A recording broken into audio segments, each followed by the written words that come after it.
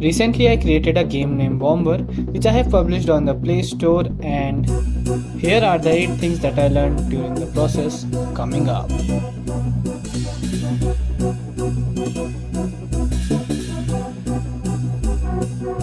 Number 1. If you are using plugins or third-party services in your game, then make sure to implement them at a very early time when the size of your game is very small, because these plugins have some weird way to integrate with your game, and there's a very high chance that some error would occur. Also, these plugins are updated very often, so the way in which these are integrated in your game changes time to time and from version to version. So if your project is really small, then it would be very easy to debug the process, and also it would be very faster to build your game and check if the plugins are working or not. So if you implement them at a very early age, this process would be less time consuming. Number 2, show your game to others. No matter how small or insignificant game you are making, and no matter how big and how great games are going around in the marketplace, always remember to show your game to others at a very early time.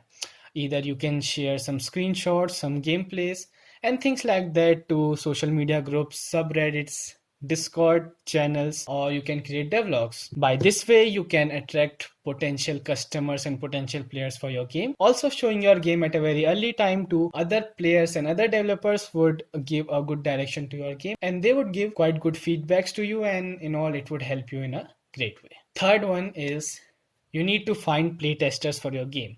I'm not talking about some paid playtesters. If you find those, then it is awesome. But if not, then there are many people around you. You can show your game to your parents, to your friends, to your relatives, or to your neighbors, and just see them play your game. And by this way, you can see how a player would play your game when he picks your game for the very first time. Also, if these playtesters are playing your game in the way you intend your players or any player to play your game, then that means you are going in the right direction. But if they are not playing in the way you want them to play, then it is not their fault, it is your fault, and you need to make some tiny changes in your game. The fifth point, the third point, the fourth point might be controversial, but this is my personal opinion. So sometimes while developing your game, you'll come across certain small areas and certain small features in your game in which you get stuck and you are not able to implement them in your game. So if these features are not having very great impact in your game, and if some of the imperfections are tolerable for the players, then I think you should find an alternative way of doing it, or you can skip the feature if it is not very significant in your game. It could be applicable for some developers, it could not be applicable for some developers, and then you can put that time and energy into some bigger feature of your game, and that would improve it.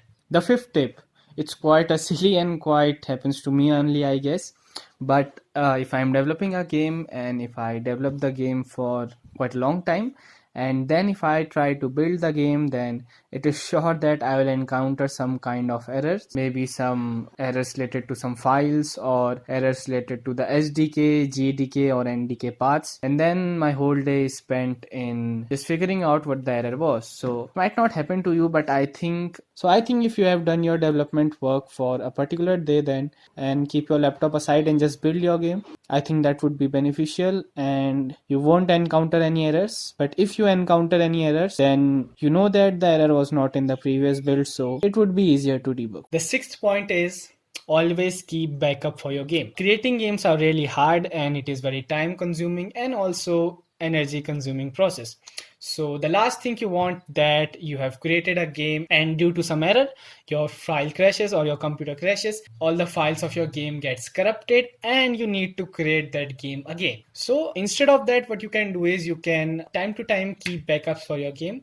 So if anytime your file crashes or gets corrupt, then you have something to start with and you are not losing whole of your process, just a tiny bit of it. And not just very huge backups. If you are using some simple practices like saving your game before running it or saving your game after adding a big feature in your game or after making some big changes in your game could be very helpful, because sometimes when you run your game, then due to some unintentional bug or some infinite loops or some random exceptions, your engine in which you are working could crash and could stop.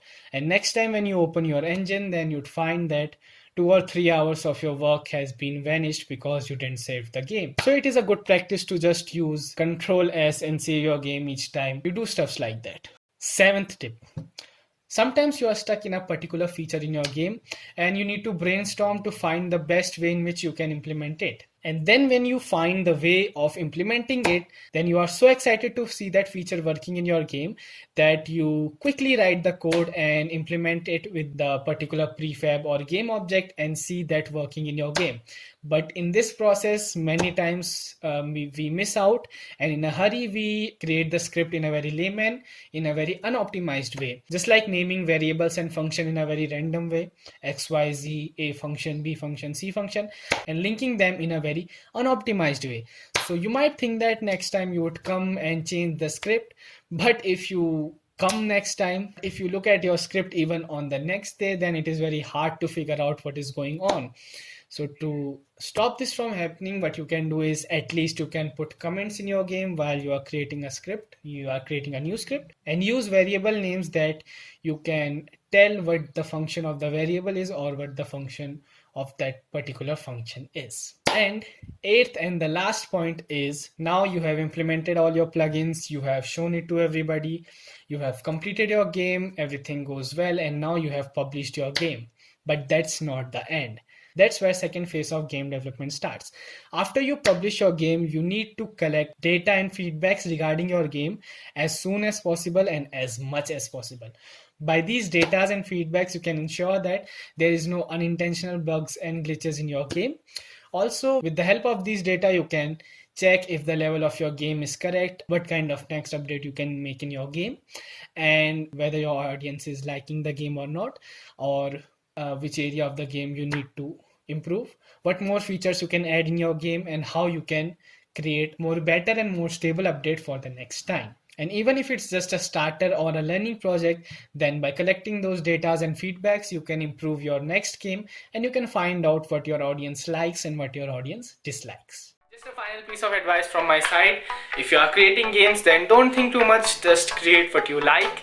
And don't fear to fail or to commit mistakes, because eventually you will. These things are inevitable. Just try again, and fail better. So that's it for today. If you like the video, consider subscribing and hitting the like button. Make sure to press that bell icon so that you are notified each time I post a new video. You can also join my Discord server. The link is in the description. We'll see you in the next video. Till then, dream big, hustle hard, and keep watching The Techpreneurs.